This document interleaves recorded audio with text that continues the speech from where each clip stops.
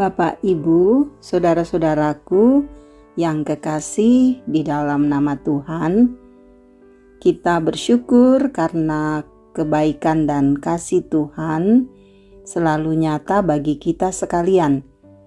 Saat ini kita jumpa lagi dalam renungan harian di hari Selasa tanggal 11 Februari tahun 2025. Kebenaran firman-Nya kita akan baca. Marilah kita berdoa. Bapa di sorga, kami berbahagia karena kasih-Mu selalu nyata bagi kami semua. Kami rindu untuk memahami firman-Mu. Biarlah Roh Kudus menolong kami agar firman ini boleh mengambil bagian dalam hidup kami. Di dalam nama Tuhan Yesus kami berdoa. Amin. 1 Samuel pasal 9 ayatnya yang ke-15 sampai dengan pasal 10 ayatnya yang pertama. Sehari sebelum kedatangan Saul, Tuhan telah menyingkapkan kepada Samuel hal berikut. Besok kira-kira pada waktu ini, aku akan mengirim seorang laki-laki dari tanah Benyamin kepadamu. Engkau akan mengurapinya menjadi pemimpin atas umatku Israel. Ia akan menyelamatkan umatku dari tangan orang Filistin. Aku telah menilik umatku karena jeritannya telah sampai kepadaku. Ketika Samuel melihat Saul, Tuhan berfirman kepadanya, "Inilah orang yang kukatakan kepadamu itu. Dialah yang akan berkuasa atas umatku." Saul datang mendekati Samuel di pintu gerbang dan berkata, "Mohon beritahukan kepadaku di mana rumah pelihat." Jawab Samuel kepada Saul, "Akulah pelihat itu. Naiklah ke tempat pemujaan mendahului aku. Hari ini kamu akan makan bersamaku, dan besok pagi aku mengizinkan engkau pergi. Akan kuberitahukan kepadamu semua yang merisaukan hatimu. Mengenai keledai-keledaimu yang hilang 3 hari lalu, jangan mengkhawatirkannya. Sebab sudah ditemukan siapakah yang memiliki segala yang didambakan orang Israel. Bukankah engkau dan seluruh kaum keluargamu?" Saul menjawab, "Bukankah aku seorang Benyamin, suku terkecil di Israel? Bukankah kaumku paling kecil dari semua kaum suku Benyamin? Mengapa engkau berkata demikian kepadaku?" Lalu Samuel mengajak Saul dan hambanya membawa mereka ke dalam ruangan dan memberi mereka tempat utama di depan para undangan yang berjumlah kira-kira 30 orang. Samuel berkata kepada juru masak, "Berikan bagian yang tadi kuberikan kepadamu dengan pesan, sisihkan ini." Juru masak itu mengambil bagian paha dan menghidangkannya di hadapan Saul. Samuel berkata, "Bagian yang disisihkan terhidang di hadapanmu. Makanlah, ini telah disimpan bagimu untuk perayaan ini. Sebab aku telah mengundang umat." Hari itu Saul makan bersama Samuel. Sesudah itu mereka turun dari tempat pemujaan ke kota. Lalu Samuel bercakap-cakap dengan Saul di atas soto. Mereka bangun pagi-pagi ketika fajar menyingsing. Samuel memanggil Saul yang ada di soto. "Bersiaplah, aku akan mengantar engkau pergi." Ketika Saul sudah siap, ia dan Samuel keluar bersama-sama. Mereka turun ke pinggiran kota. Samuel berkata kepada Saul, "Katakan kepada hamba itu supaya ia pergi mendahului kita." Hamba itu pun pergi. "Tetapi engkau berhentilah sebentar. Aku hendak memberitahukan firman Allah kepadamu." Lalu Samuel mengambil buli-buli berisi minyak dan menuangkannya di kepala Saul, Ia mencium Saul sambil berkata, "Bukankah Tuhan telah mengurapi engkau menjadi pemimpin atas umatnya Israel?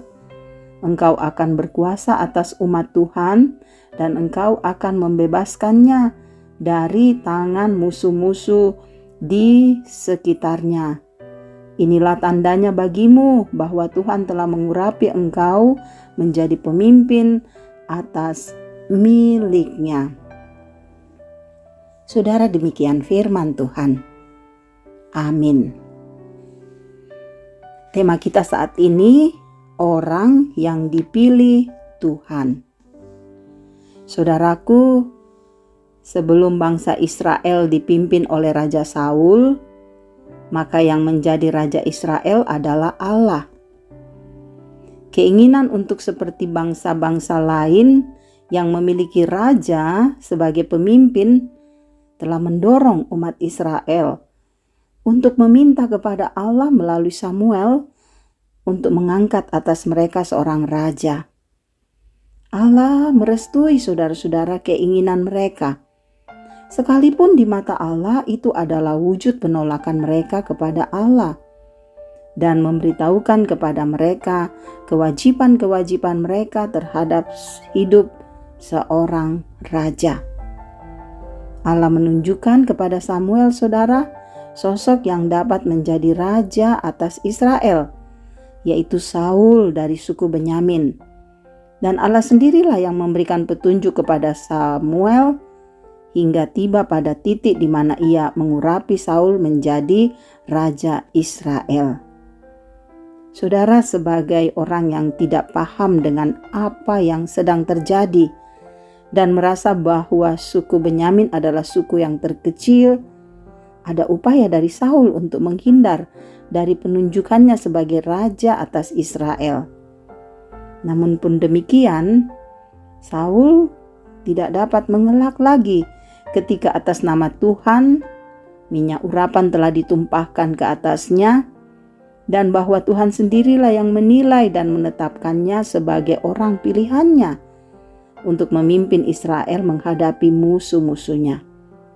Saudara, pengurapan Saul menjadi raja Israel adalah respon Allah atas teriakan mereka dari kesengsaraan. Tentu harapan Allah atas pengurapan Saul sebagai raja ialah bahwa umat Israel semakin teratur dan terarah hidupnya, dan mereka dipimpin kepada ketaatan kepada Allah saja. Saudara, kisah pengurapan Saul sebagai raja atas Israel mengajar kita bahwa Allah selalu peduli terhadap pergumulan dan kebutuhan umatnya.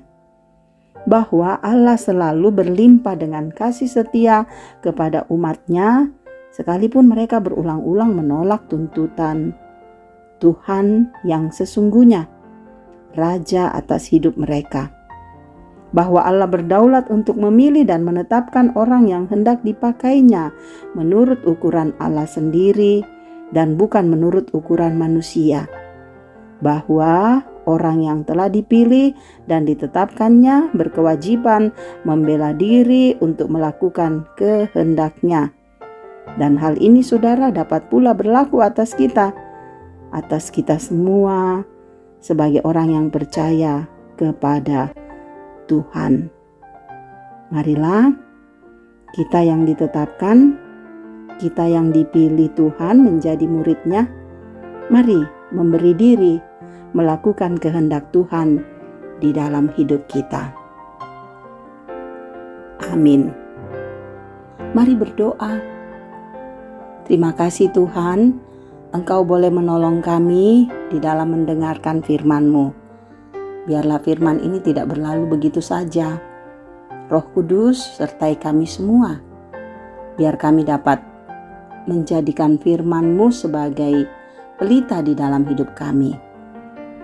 Engkau juga Tuhan selalu mengasihi akan kehidupan kami, baik para orang tua kami, agar mereka selalu bahagia dan sehat, bersukacita di dalam Tuhan.